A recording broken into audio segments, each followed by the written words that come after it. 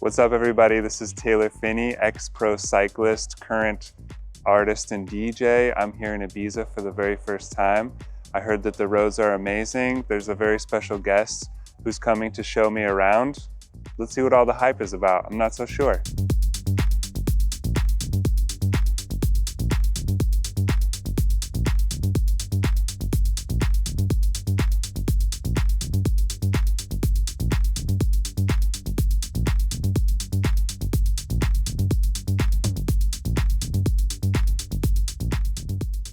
Gorgeous.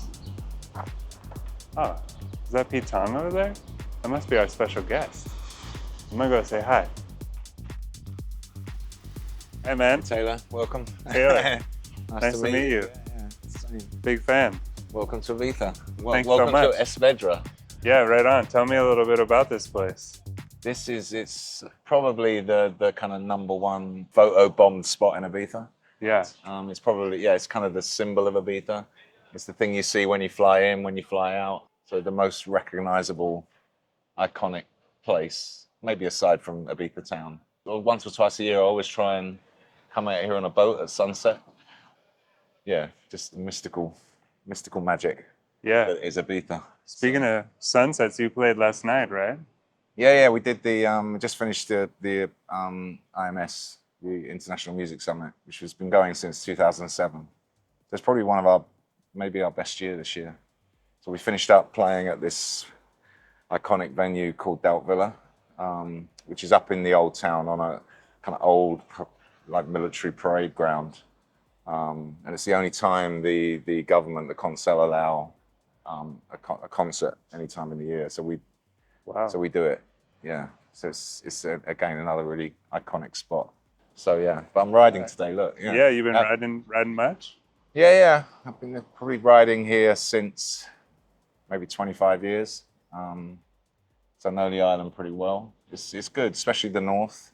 Get on the quieter roads. But funny enough, on LeBlanq, as you'll find out, they took me on roads last year that I didn't know existed, which I don't know how that could happen on an island. It's not that big, but they found some, which is quite exciting. What about you? How are you finding retirement? Oh, it's been great. I'm mostly painting. Yeah, it's a bit safer.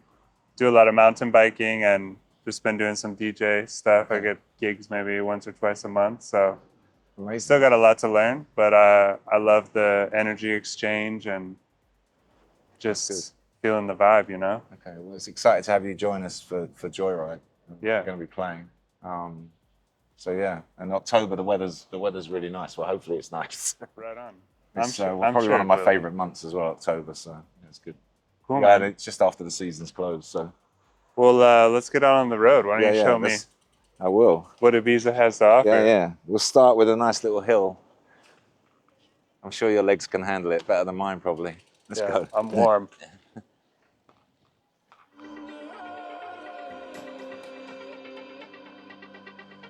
How do you find riding now? You're retired. Do you find it more enjoyable? Will you miss the training or? Yeah, I definitely don't miss the training.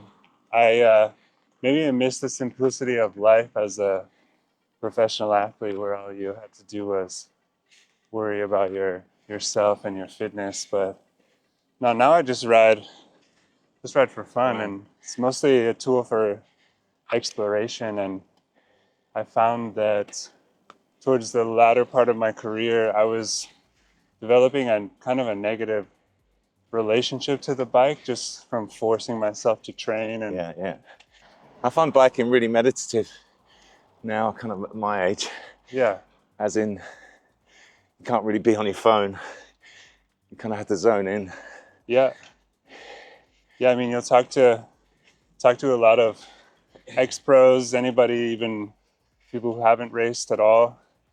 And riding is just that thing. You'll be kind of all stuck in your mind about something, and then go ride. You just go for a ride, and you somehow kind of like wipe that filter screen. Yeah. So this is it. This is Pasha. Yeah. This is where it all started. It actually celebrated its 50th anniversary last year. So it opened in 1973. I guess when I started coming here in the 80s, late 80s, this was like one of the clubs, if not, you aspired to end up playing at. Yeah. I didn't really play it much during the 90s, but I got 2002. I started playing here regularly, and then started a night on a Friday. So I was resident here for then nearly 10 years. Right on. With a little break, and I came back, and that was kind of really legendary time. So we called it Pure Pasha back then. And it was really like, yeah. So it's just over 20 years ago. And that was like the real me making my moment, I guess, in Ibiza and truly becoming part of the Pasha family. Yeah. So yeah, we had some incredible parties here, but it's also where David Guetta started. Where Fuck Me I'm Famous really blew up. Right. And where famously will.i.am actually came to see him play. Never really been to a club like that before, and then came into the DJ booth, check out what he was doing. And then David took him back to his hotel room that night, and that's when they wrote I Got a Feeling. Oh, no way. So I often say that really, without that record, kind of EDM as it was called, Tag then, would never really, you could say it never really would have happened in America without that record, because that record really blew the doors off. Yeah. In terms of it crossing over. So that's enough about Pasha history. Let's go and see the Joyride Festival site.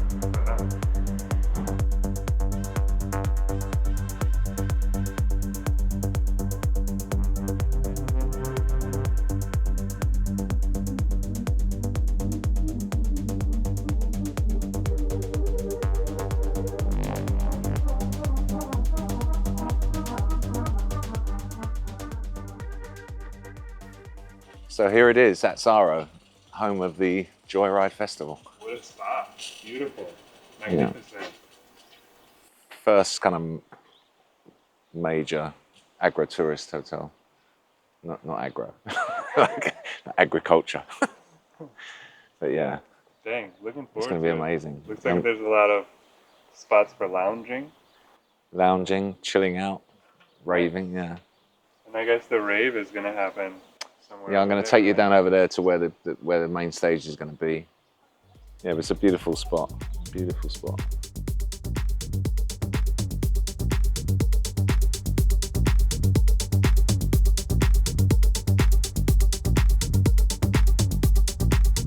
Amazing gardens. The orange grove. There's a lot of oranges here. It's usually lemons in Ibiza, but this seems to be oranges. Yeah. I'm going to take you down to where the main kind of festival site is going to be set up. It's going to look a bit different. So here it is, the festival site for the Joyride Festival. Right on. Yes, it looks a bit like a garden or a car park right now, but it's going to look amazing, trust me. Major production going in, big stage at the end. Yeah, we'll set up over there. Huh? Yep, screens, lights. You don't know I was a mobile DJ when I started, you know, so I know a bit about this. But pretty much state-of-the-art sound system, lights, lasers, hopefully some smoke, but also some projections. We're going to actually use the trees over there as a bit of a screen. How do you feel about it? It'd be your first Ibiza gig. Yeah. Yeah. How do you feel about that? No, I'm pretty stoked. I mean, considering the company, I'm a little bit, nervous, but I'm also honored, and I've been practicing a lot. Going to play tonight, so, you know. I heard you're going back to Genoa tonight. I heard you saying you're doing a back-to-back with 4 or 5 people. That means you get to play one record an hour. Yeah. You can read a book. I have a 90-minute set at 11:30. Okay. And then there's a 5B at around 5 a.m. Okay. So yeah, I will get to play one track. Probably. You play vinyl as well, right? Yeah. Which is good. All vinyl only night. That's amazing. There's a couple of, one of my very good friends here, Sven Baith, German legend. Still to this day plays vinyl. Name drop, yeah. Yeah, unbelievable. Right on, Pete. Well, thank you so much. Thank you. It's been a pleasure. Thanks for the ride. Yeah, the honor to ride with you as well. Thanks for showing me around. Yeah. Thanks for letting me keep up with you. Oh, you're putting the hurt on me. Oh, no.